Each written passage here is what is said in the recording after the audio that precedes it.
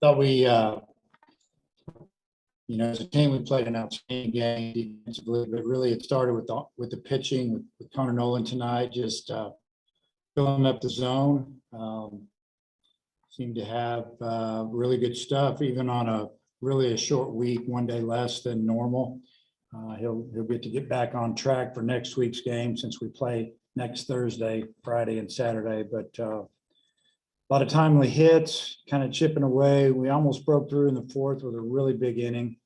But we did get Barco's pitch count up, and obviously it affected him later in the game where we took advantage of that and got him out of the game, and then finally put together a really good inning there in the ninth with I think 3 hits in a row and maybe more than that. So it was just all around outstanding game. We did what we needed to do, and that's come in here and win. Game one, give us a chance, to get off to a really good start in this series. Obviously, we got off to a really good start in this series, and just looking forward to getting back out there again tomorrow night. Bob, want to go ahead? Sure. Hey, Dave. Connor was pitching on a day's short rest, and I guess the last 2 games, 14 innings, 1 run, no walks, I think 13 Ks. Just what have you thought of his start tonight on short rest and then just his back-to-back start against, pretty good teams? Well, I said it earlier, it's just doing an outstanding job of throwing strikes and using both sides of the plate and pitching backwards. And, he had them looking early. They were looking hard. They got soft, and I think he kind of flipped it on them a little bit towards the end and just kept them a little confused. And I think he knows he's got a really good defense behind him, and he just, when he needs to throw a strike, he throws one. And his stuff's been outstanding all year. And then Barco, he looked unhittable those first 3 innings, and you guys, got a run without getting the ball out of the infield. Looked like he got pretty frustrated, was yelling at the ump, I think. And just, how big was that to just, get manufacture that run like you did to get ahead in the fourth? Well, I think it was big to get the lead.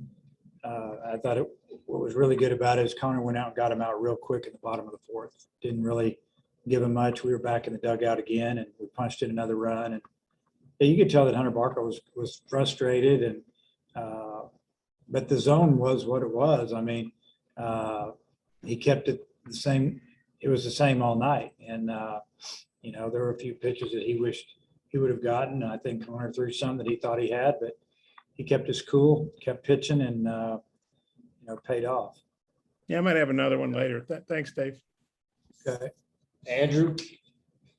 Hey, Coach, obviously Connor doesn't actually pitch against Hunter Barco, but he obviously knew what he was going up against, that he was going up against one of the best pitchers in the country. Do you think that kind of fires a pitcher like Connor up to kind of like bring his best stuff because he's going up against a tough lefty like that? Of course it does. If you're a competitor, you know who's going to be on the mound for the other team, and Connor's the best competitor that gets. So I think Connor was fired up. I think our offense was excited about the challenge, and I thought they all stepped it up. And also, speaking of Barco, it was obvious on the telecast. I don't know if y'all could tell from the dugout, but he had some choice words a few times, pretty fired up and was kind of chirping back and forth a little bit. I just wondered if y'all noticed that, or if y'all kind of were, hearing some things that were going on, or could tell he was fired up at least. Yeah, there was one time we read his lips pretty good. So, but we're just trying to do our thing, and we knew we were one big hit away there in that inning from scoring 3 or 4 runs, and you got to give him credit. He got out of the inning. We never really got that super big hit against him, but we did get his pitch count up big time because the first inning he didn't throw very many. First 2 innings he threw very many pitches, and then all of a sudden you look up, he's got 80. I think after 4, somewhere in there, maybe 5, and we knew his time out there was running out. And then you could kind of tell he ran out of gas there. And, I think maybe the 6th. All right, Bob. Okay. Dave, you guys are beating the Florida 6 in a row, going back to 2018. I figure out in 4 different cities, so it doesn't seem to matter where you play them. What do you think about that? Yeah, it's pretty amazing. They have such a good program, and they're so well coached. They have a lot of talent.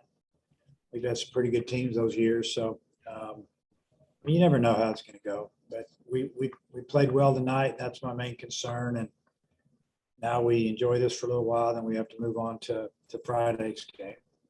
I guess I think I got this right. They got the tying run up in the 8th, and Vermillion got out of that, and then you guys just hammered them in the 9th. I mean, how big was that by Vermillion to get out of that jam with 2 guys on, and then you obviously got a nice big cushion there in the 9th.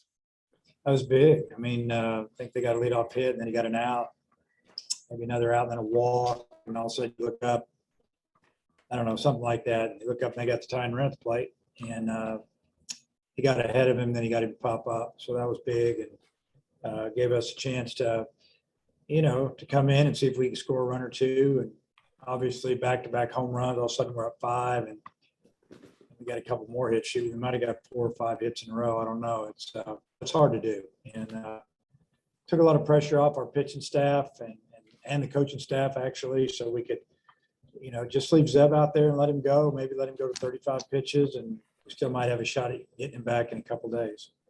And then Smith's going tomorrow, obviously, and you guys you'll have a chance to win your 14th straight SEC series. What are your feelings about tomorrow's game?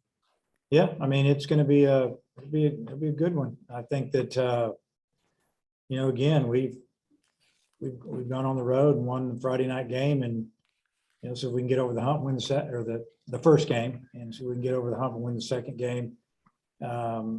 They have a really good team. It's going to be a battle the next 2 days. Thanks. I see Nate's got his hand up. Thanks, Dave. Yeah, Nate, last one for coach here, please. Yeah, I think you're pretty well answered it, but just psychologically, what does it do for the team to beat their ace or really beat maybe the best pitcher in the league? Well, I think it just gives you confidence knowing that you can beat a really good left-handed pitcher, especially at his own ballpark. It should help us going forward. It's definitely going to help our confidence, no doubt about it. Thank you. All right, coach, thanks for your time. We've got Chris Lenzilli and Connor